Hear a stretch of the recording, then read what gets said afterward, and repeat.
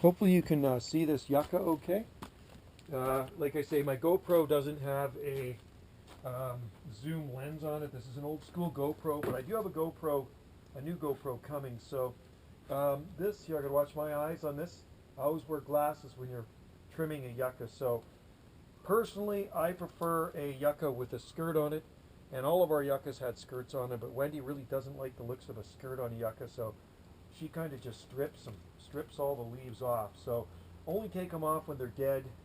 And like I say, this is a really sharp yucca. This is a Yucca gloriosa. Thick trunk on it. So cut it off here close to the trunk, and these guys can be trimmed up too. But this one has sharp edges and very, very pointy leaf heads here, so quite dangerous, right? And that one's kind of hanging down out of the way, so I'm going to cut that off too. So when you're planting a yucca, well-draining soil. There's some very cold-tolerant species. I'm assuming this one could probably grow in a lot colder winter climate zones. This is called a Yucca gloriosa superba. Look that one up.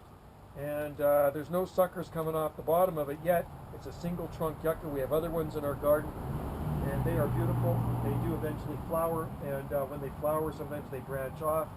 I've seen them here with about 8 or 9 feet of trunk on the mainland in Vancouver, and as you can see, this is a pretty good size one here in our garden, and it's a pretty old yucca too. So I actually dug this out quite a few years ago from another garden and put it in here because they did not want it. So it's actually grown quite a bit more trunk in the meantime since it's been here. So there it is, guys. That's a Yucca gloriosa in our garden on Salt Spring Island.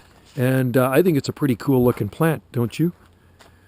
It's growing quite happily under some big arbutus trees and fir trees.